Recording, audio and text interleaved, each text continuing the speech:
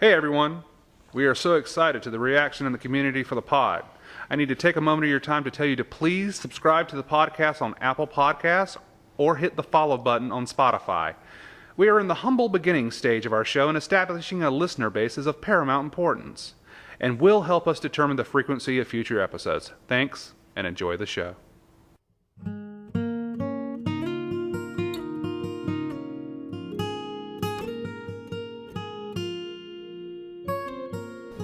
Hello and welcome to the Neuse Little Podcast, an audio program discussing the almost 50-year history of Neuse Little Theater and the backstage antics and stories that come along with running a community theater in a small town.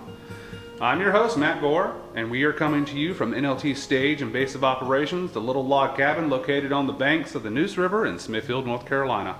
We lovingly refer to it as the Hut. Our 46th season, along with virtually every other community theater season in our state, has been postponed due to the COVID-19 pandemic. And in the meantime, we thought we could provide you with some additional content. All right, everybody. So, on the podcast today, we've been talking to like the first generation of NLT people and the people that created the theater. And we thought it would be a good idea to shift from that briefly. We'll go back, don't worry. But shift from that briefly and go to the next generation, kind of. We're sitting with two people here who've been involved with Neuse Little Theater since they were children. And I've worked with both these people, I think a lot of them as people and actors and just people, faces around the theater that I look forward to seeing. Welcome to Neuse Little Pod, Mary-Leigh Hamilton. How you doing? Good. Thank you, Matt. It's great to be here. Shaun Braswell. What's up, buddy? Hello, sir. Hey, how's it going? Nice to be back in the theater. Yes, it is. Indeed, it is. So let's just start right at the beginning. Now, Mary-Leigh, at what age did you start participating in Neuse Little Theater shows? I was 9 years old for my first show. Okay. And what was that one? I was in The Best Christmas Pageant Ever, which was a children's show directed by Miss Vivian Worrell. Vivian Worrell directed that. We talked about her on the last podcast. What was it like being directed by Vivian? Fantastic. It was, from what I remember, she was just so high energy. Mm-hmm. She had a way of connecting with everyone, including children. And it was my first introduction into what theater was like, and it made me want to do more. Okay. Why? What was, when you say that, what do you elaborate on that for me? By the time the show went up, it really felt like a family. And I had never been part of a process like that, mm-hmm. where you go in with a group of strangers, and by the end, everybody is not just a close friend, but it feels like family. And I remember after the show stopped, after we closed, months afterwards, we'd be driving through Smithfield for whatever reason. My mom would be driving with me. And I would start crying when I saw the Hut, just because I was so sad that the show had ended. Right. So.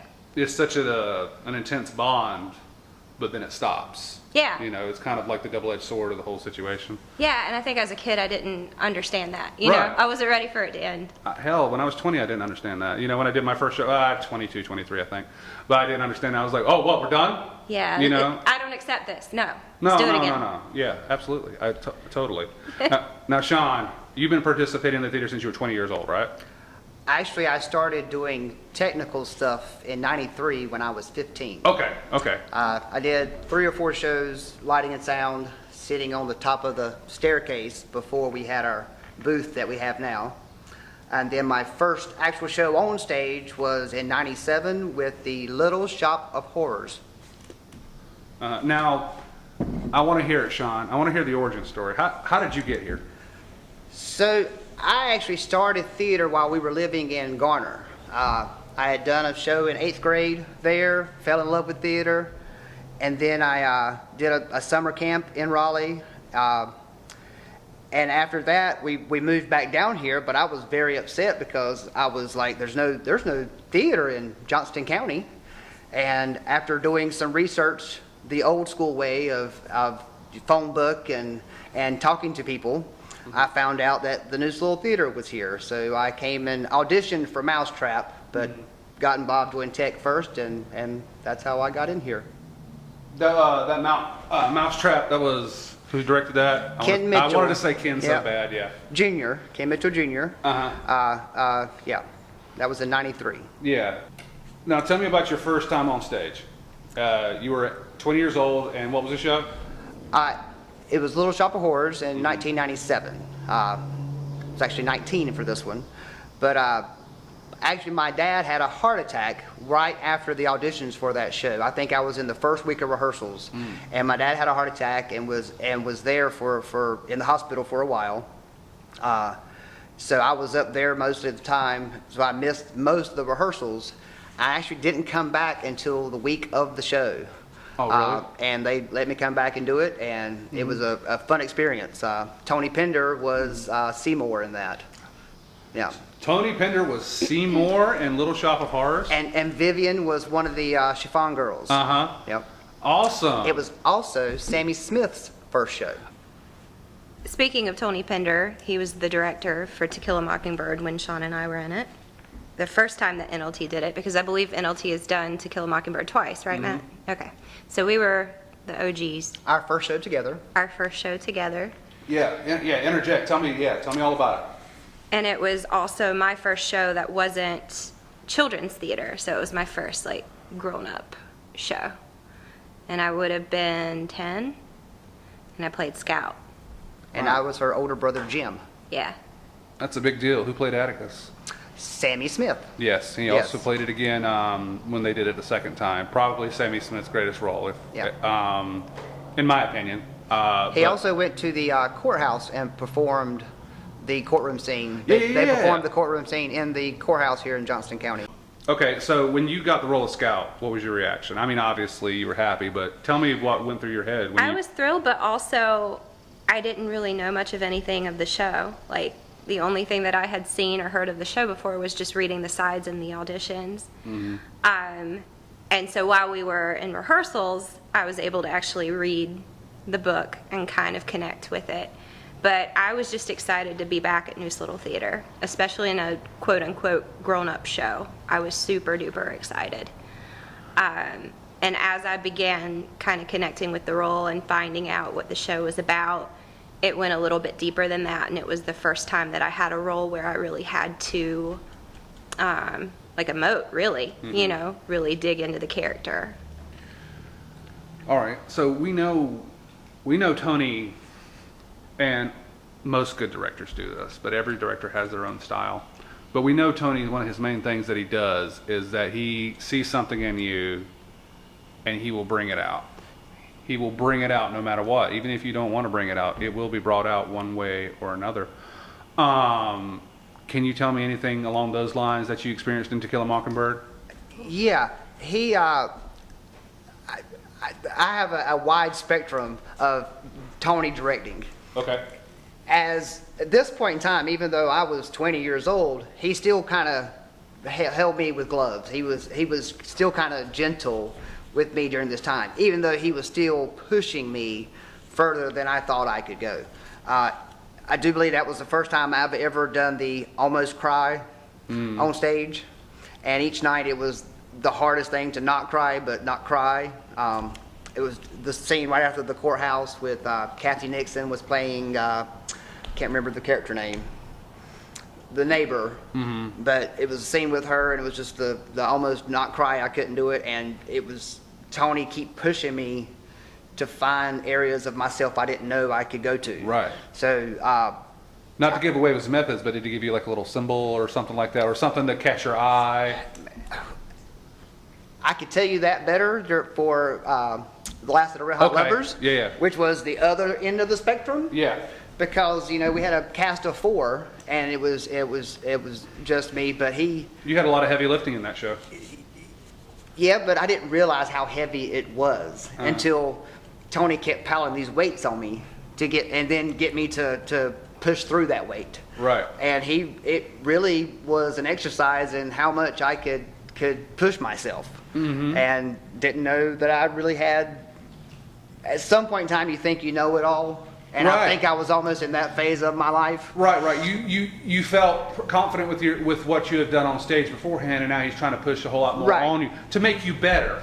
Yes, to realize it's okay not to know that you know it all. It's okay not to know. Yeah, it's okay to find out something new. It's okay to learn something different.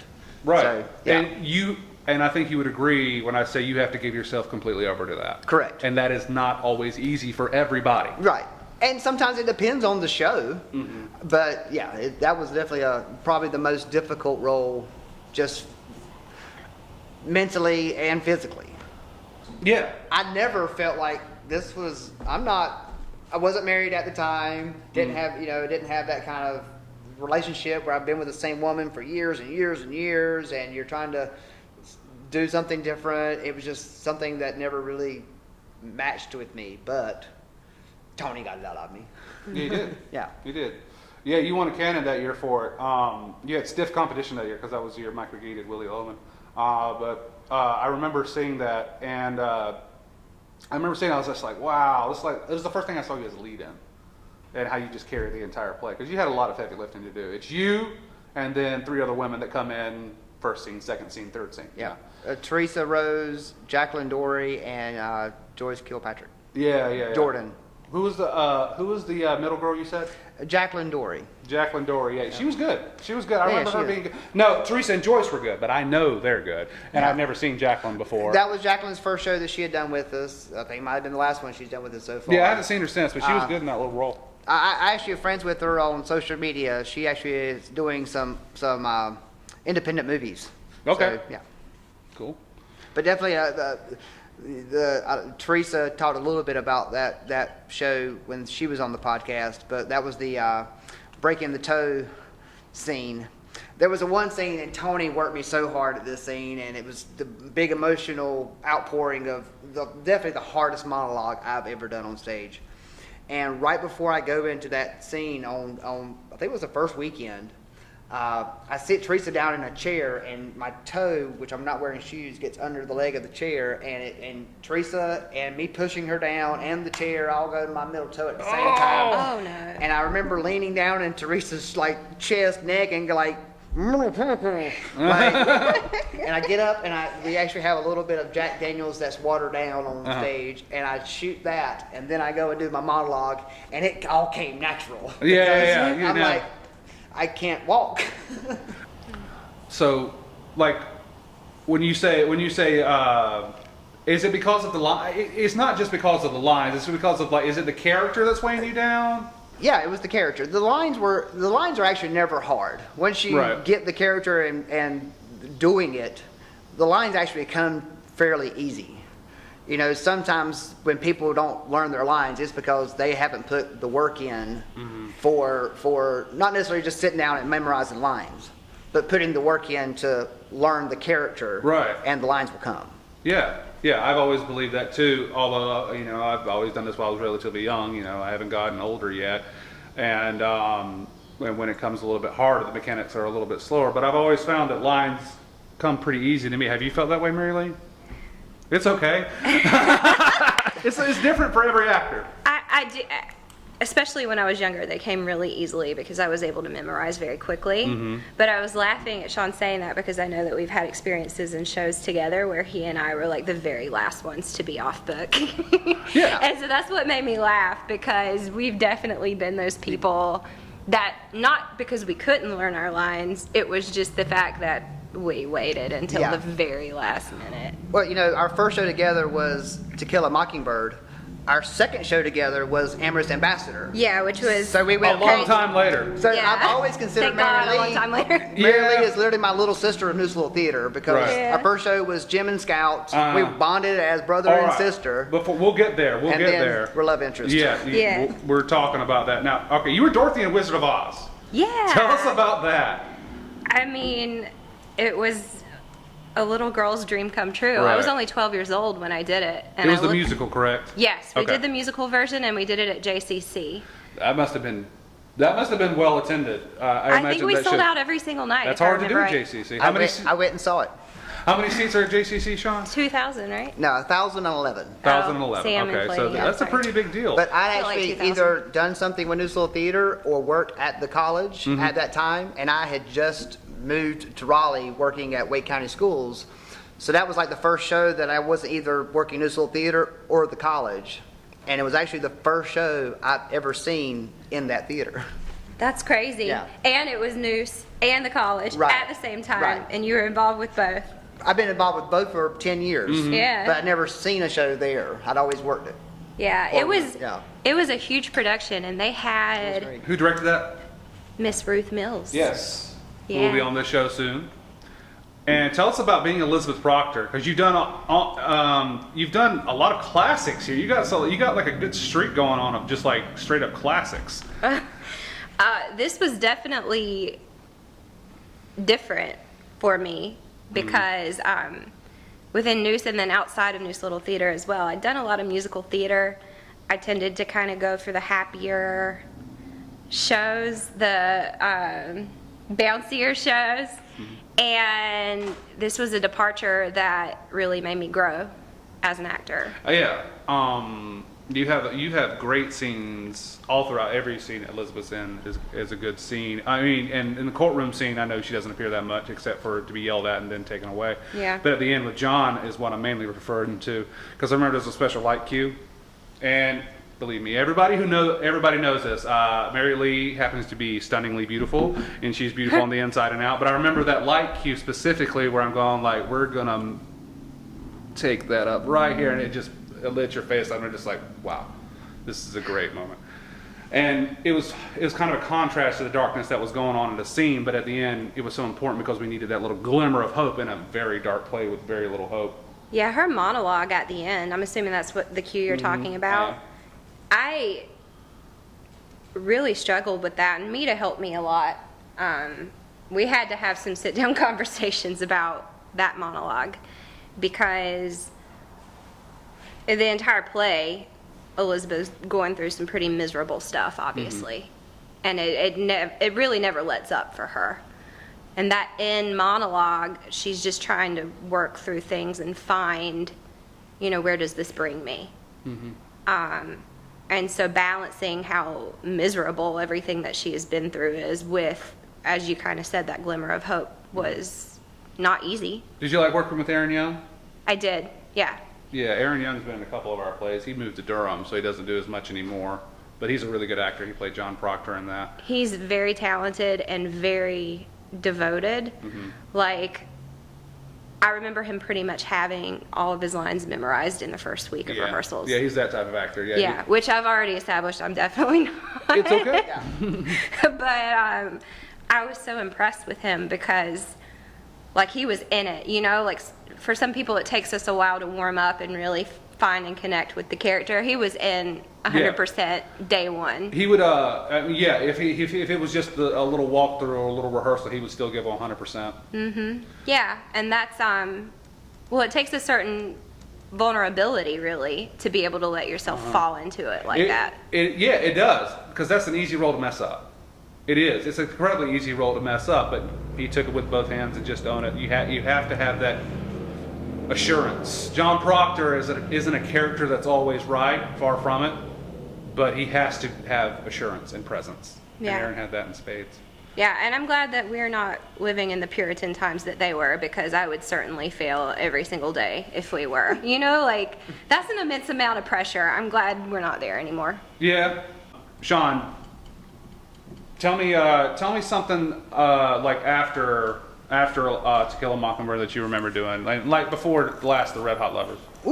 I guess my first lead role, I get the principal or whatever you want to call it.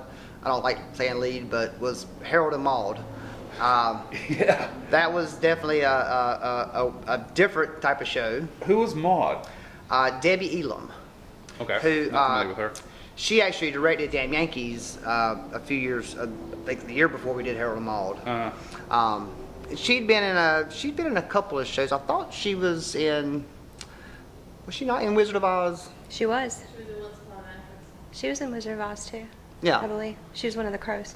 And you said she was in Once Upon a Mattress? Yeah. She's now the director of the Renaissance Theater, I think, in Wake Forest, or the Renaissance Center. I can't remember the exact name of it, but that's not Forest Moon, is it? Yes. It is Forest Moon? That might be their location, yeah. Okay, gotcha. So she, I was basically an 18-year-old boy playing a 18-year-old boy, and she was probably 28 or 30 at the time, playing a 80-year-old woman. Yeah, to set it up just a little bit. So Harold and Maude is basically about a depressive 18-year-old who falls in love with an 80-year-old. correct. And it was a film. It was directed by Hal He Ashby. doesn't get any attention from his mother, Uh-huh. so he fakes his own deaths in different ways.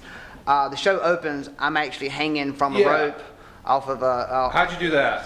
We had a little harness set up to a beam that came off on the center of the stage, and right before the curtain, I would go up and hook myself on and. Right. Curtain- The idea curtain would being open. you're setting this up, and your mother doesn't even care. She's like, stop messing she around, doesn't pay Harold. any attention to me. Yeah. So in that show, I hang myself, I cut my arm off, I burn myself in a coffin, decapitate myself. All these things happened and never got my mom's attention. She was trying to hook me up with girlfriends and what having it. And then I meet this 80-year-old, 79-year-old woman full of life and starts to teach me just to look at the beauty of everything and how everything is together. And then at the end, Maude has planned her, after they fall in love, she actually has planned her own death when she turns 80 years old. And she dies, but Harold then sees the beauty in that. Yeah. And learns to live his life under his own conditions and not needing the attention of other people to enjoy the beauty of Right, everything. the validation of others. Right. Yeah. So it was a very fun show to do. Yeah, I would love to do Harold and Maude again because Yeah. that's a movie that I like very much. Now, one selfish reason why I wanted to get Mary-Leigh and Shaun in here is because they were cast members of my personal favorite show that I've done at NLT, and that was 2012's Amorous Ambassador, directed by Craig Baker. Now, this is a show by Michael Parker. It's a farce, and it has a lot of loud characters. When I say loud, I mean like they're borderline cartoonish if you don't keep it grounded. But we had a great cast that actually did keep it grounded, and I just ish. It's so easy, isn't it? But yeah, I played the butler in that, and we were all in it. Who were you, Mary-Leigh? Debbie, the daughter. Debbie, the daughter, and Shaun was.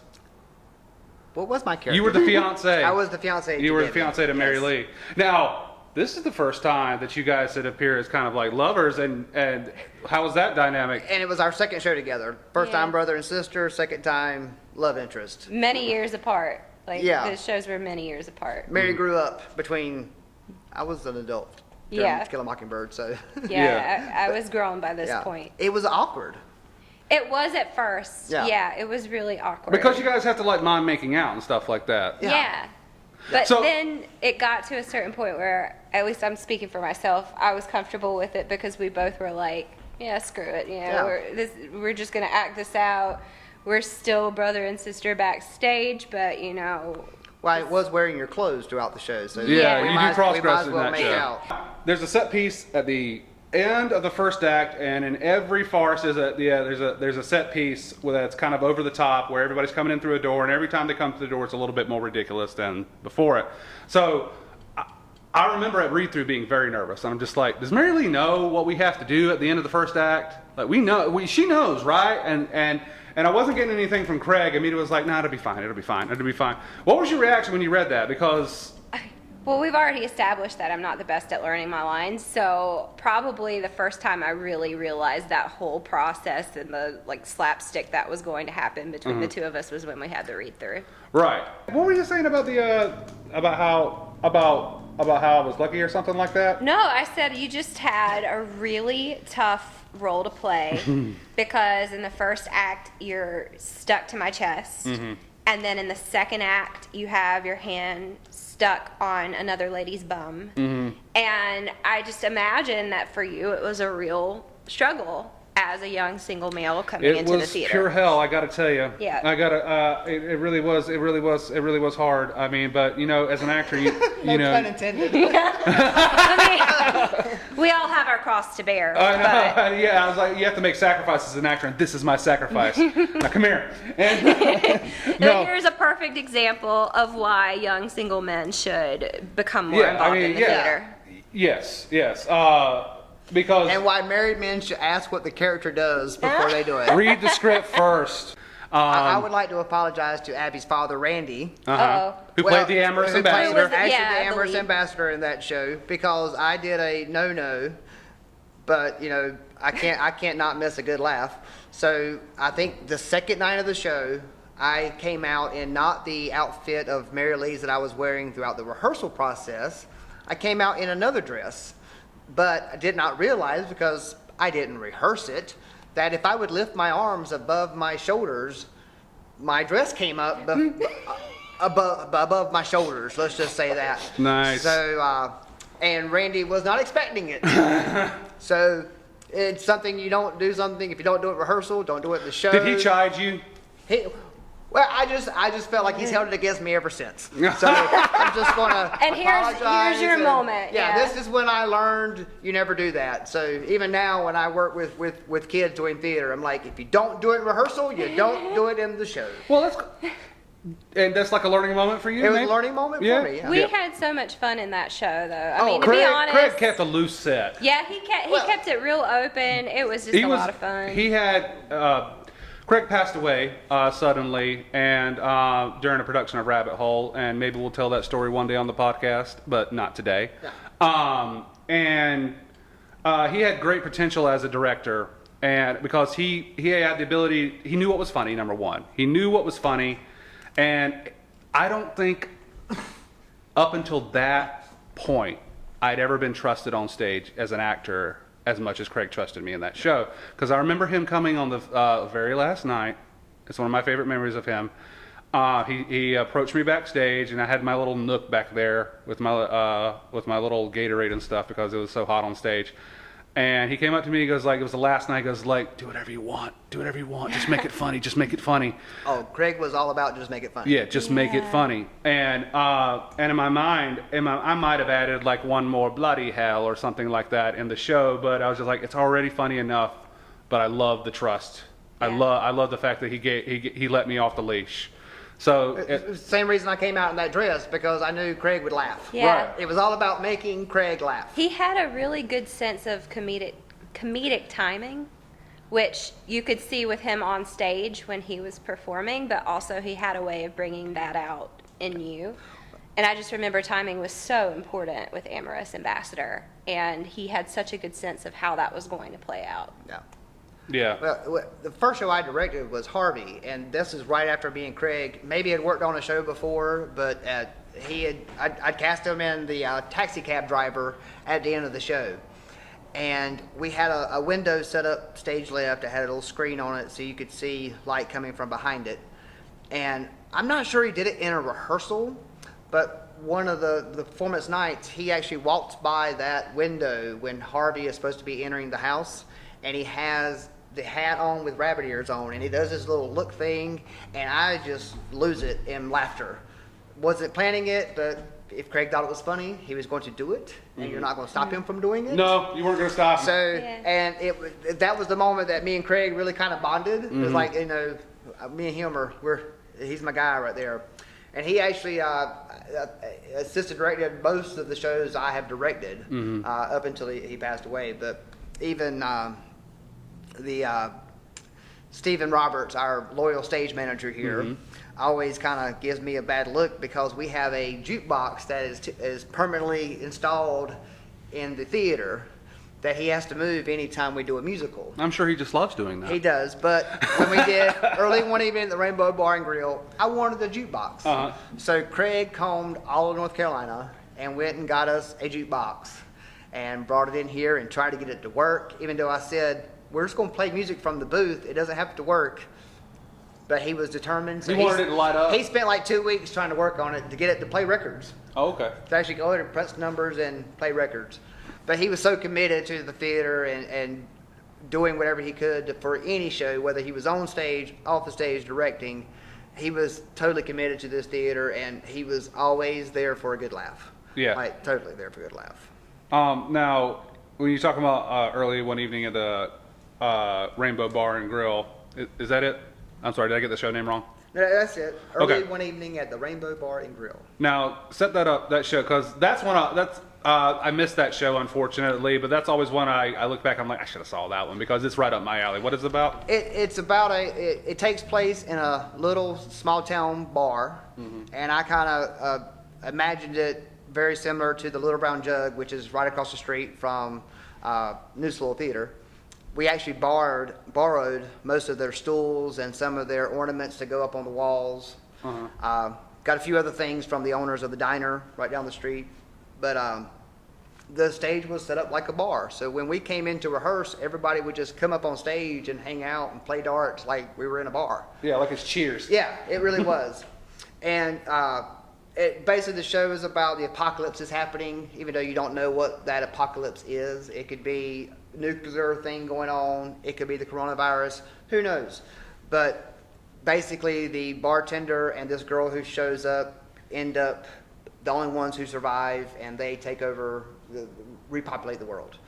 Basically what the story is about. Are they actually the only ones to survive? Well, God comes in and talks to them Okay. before they do. So I'm assuming God. When he walks through the door, do they all go like, God? Yeah, God. No. It was kind of cool. At the very end of the show, I had the guy playing God to take an apple. Who played God? Vincent Bridgers. Yeah! He was a center stage I know Vincent. actor. He actually worked at the Paramount for several years. Yes, he did. I like Vincent. He's a good man. He moved to Colorado? He's in Ohio. Ohio. Yeah. So, did a great job. Gary Tillman was also in that show. I know Gary as well. So they great. Sammy Smith and Darius Rose, and Laurie Evans, who's a teacher here in Smithfield. But one of the best parts of that show was actually the pre-show, because Craig actually has a twin brother, Greg. Right. And Greg had done shows with Neuse Little Theater back in the late 80s, early 90s.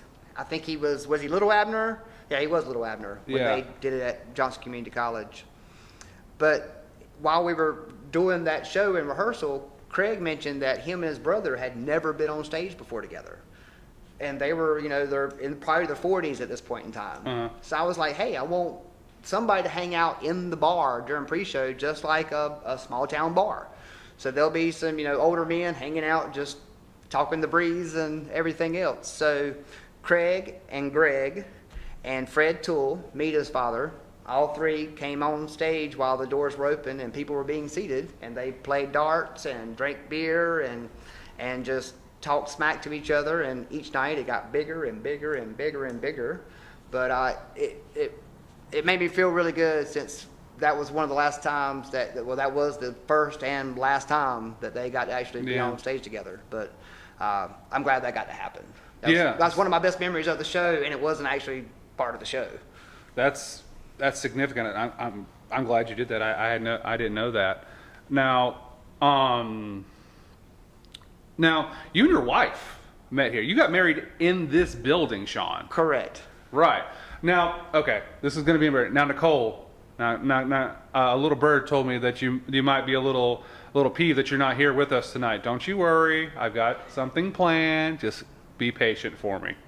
But Nicole always calls me the matchmaker, and I swear to God I was trying to remember today, and I forget why. I know it has something with you two getting together, but give me the exact layout, because I'm sorry, I forgot. So you were directing A Little Murder Never Hurt Anybody. Yeah, my first show, yeah. And Nicole actually auditioned on the Monday night of auditions. Which I didn't figure out until like 2 years later, because she had different hair. I didn't audition until the Tuesday night of auditions. And you never saw us together. No. We never met. And she was actually with someone else at the time. Right. And they didn't want her kissing someone else Yeah, on stage. I offered her the part first. She denied the role. Yeah. Which is what you do if you don't, and so you just, with the way the matches happened, you recast the show in a different way. Yeah. I still played a part in it, but you cast Jessica Sawyer. Yeah, Jessica Sawyer stepped in to play that right, role. And Kiefer Morris was Kiefer, what's up, buddy? I hope you're listening to this somewhere. Yeah. I miss you, buddy. So it still was a great time. I loved the part I had. I was the inspector. It was a very fun show. Well, skip ahead, it's actually a couple of years, and she came out and auditioned for Always a Bridesmaid, which was actually an all-female cast that I was directing. Yeah. There was like one show there that had an all-male cast, which a woman directed, and then an all-female cast, which a man directed. Right. Yeah. And we had a great cast, but I actually cast Nicole as the bride in that show. And I had these other ladies who actually played the bridesmaids. So Nicole basically had one monologue she had to remember for the entire show, but it came in sections. and she would do like one little section, and then we'd do a scene, and then she would do the next section, and then a scene. And I kept getting on to her about projecting. And the last night, right before the show, I said, "Oh, by the way, here's a microphone."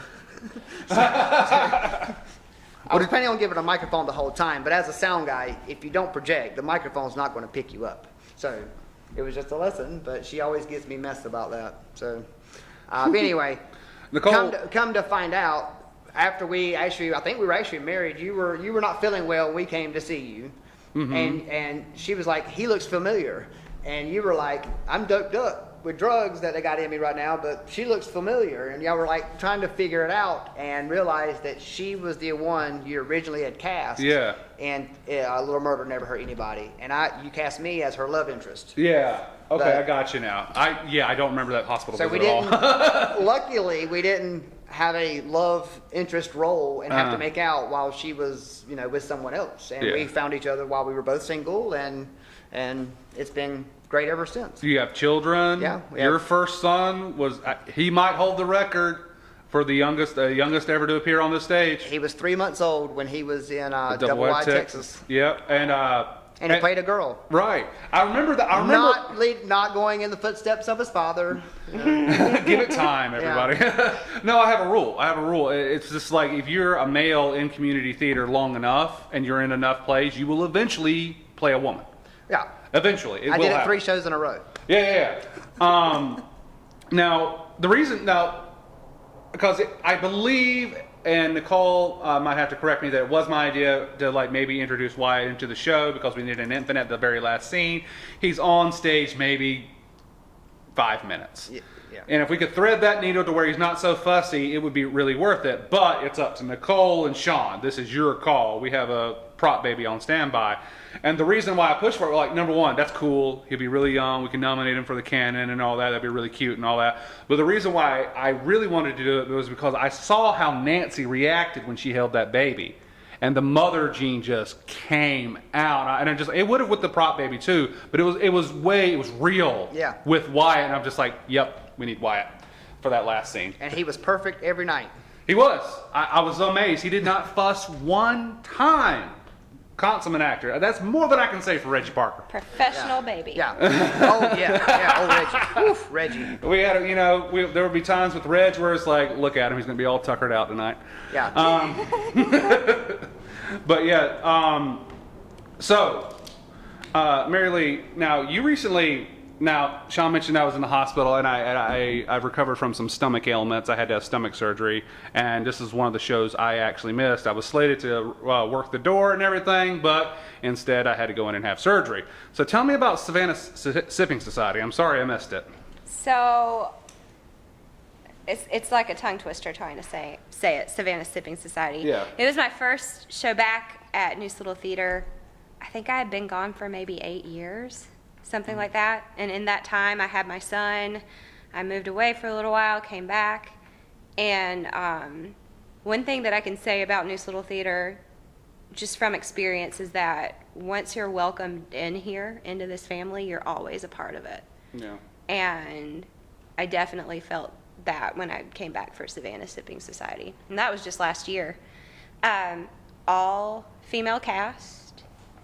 And basically just a group of ladies sitting on a veranda drinking cocktails and working their way through life. And the role that I had was a lot of fun. Yeah, you won a canon for that. Yes, my first canon. Was that your first canon? Yes. You lost when you were Dorothy? Who won that year? That's like a shoo-in every time. I don't think the shows at JCC actually counted within the canons. They were all shows that were just done at the theater that year. Okay. So I don't think she was actually that's why she wasn't even nominated for it, I think, maybe. Maybe. Yeah. I don't know. I do believe that was the case back in that day. Or maybe I just really wasn't that great. No. Get Mary-Leigh her canon, please. There were several years that the musical that was done at the college wasn't put in the canons. counted. Like that. And also, canons have gotten a lot harder to win in recent years. We have like a bunch of new people, and there's a lot of competition. Yeah. They used to, there was a less steeper curve, in seasons past. So that's a big deal. Congratulations. Thank you. It was. What is that? Does that sound? I know you said it was a less steeper curve back in the day. I was like, well, I won mine You in mean 98. like back when we were around? I won my first 15 I years remember ago? it being easier when I first arrived. That's all I'm going to say about that. It was just a speed bump. But it was such a great show. Stephanie Varon Yeah, what's it like working with Stephanie? Stephanie, from day one of rehearsals, has the entire blocking done, the lighting plans, everything is already done and literally handed over to you. And of course, it's open to being changed as need be, but she basically hands you a plan going into the show, and then it kind of takes the pressure off of blocking as you're going through and running the show. Gives you confidence as an actor. It gives you confidence. It gives you direction, obviously, with the director. You learned your lines faster? Well, I learned my lines faster. Oh, I didn't think that would be true. Yeah, no, I really did. And it gave us time to really concentrate on the characters. And the character that I had, her name was Jinx. She was the youngest of the group, and she was super motivated. She had decided that her 10th career of her life was going to be a life coach. And she was going to start working as a life coach with these ladies. And she was going to help them find their passion and find their drive. She had them dating again. She had them going out dancing. And in all of this, a lot of it, she was using all of these outward efforts to distract from the fact that she herself was kind of really unhappy and going through some stuff on her own. And so the character was really bright until she wasn't. And then there's this monologue towards the end that she kind of lets you in. And what I enjoyed about that character is just the balance between being really happy and funny, but also having that monologue where she kind of dug deep and you really got to see who she was. Yeah. But Savannah Sipping Society, we were so bonded. So in Savannah Sipping Society, it was who? It was you, Me, Nancy, Teresa, and then Kathy. Okay, that's a fun group of women right there. Yeah, I have a funny story about this. I'm going to try to not make it too long. No, take all the time you need. We had just started run-throughs, which when you're doing a Stephanie show, that starts out pretty early. We were starting to run either Act 1 or 2. And one of the nights of rehearsal, the Episcopalian church around the corner from here was having a wine tasting. And number one, this was really cool to me because I grew up Southern Baptist, and wine tasting within a church is just not what happened. We grew up on grape juice. Yes, right. Yeah, we got grape juice and crackers, but they were doing a full wine tasting where they had, I think, maybe 8 to 10 tables set up of different varietals of wines, and they had brought wine reps in. And then you could try everything, and whatever you liked, you could order, and some of the proceeds would go to the church. So it was really cool. So we go in, and it should be noted that both Teresa and Nancy are members of this church. Mm-hmm. So they go, girls, you know what would be a really nice bonding experience is we could go and do the wine tasting mm-hmm. and then walk back and do our run through and do our rehearsal. And, we just haven't had a lot of time to spend together outside of rehearsals, and this will help the cast mm-hmm. bond. So we all go. All of us, Stephanie as well. We meet over at the church. We all parked our cars here at the theater because it's maybe a 4-block walk. And we participate in this wine tasting. Mm-hmm. And I'm sure you're just sloshing the wine around and then spitting it out just to taste it, right? No. What? Definitely not. The spit buckets were not used a single time that night. I know. Shocking. I think that Nancy and Teresa were able to kind of keep things a little bit more proper just because these are their church family members that they're going to have to see again. But then you had me and Kathy, who both grew up Southern Baptist, and were like, what? Wine in church? Give me more. And so we're going through this whole tasting. And also, it's just church members that are pouring the wine. So you could be like, oh, hey, Bob, what's up? How about give me a third sample? And Bob is cool with it. Bob's like, take it all, lady. Like, and so we get to the 8th or the 10th table, and all of a sudden I realize that Teresa and Nancy are kind of playing bouncers to our little group of people. They're kind of like hurting me and Kathy, trying to block us from the rest of the people. And Otis, poor Otis, Nancy's husband, Poor Otis. was Poor like, Otis. No, you don't have to say anything else I except know, poor it's Otis. like poor Otis. I mean, he was definitely the most concerned, just kind of like trailing behind He our was little your group of wrangler. ladies. He didn't drink. He had to stay sober. Yeah. And just kind of watch over us. But there was this huge gift basket that they were raffling off at the end of the wine tasting. And I mean, it was wonderful. It had, I think, 6 different bottles of wine and like, you know, fancy crackers, everything you needed. It was fantastic. And throughout this whole tasting, every once in a while, they're like, hey, everybody, buy your raffle tickets if you want to be part of the raffle. Everybody, you know, we're raffling this off.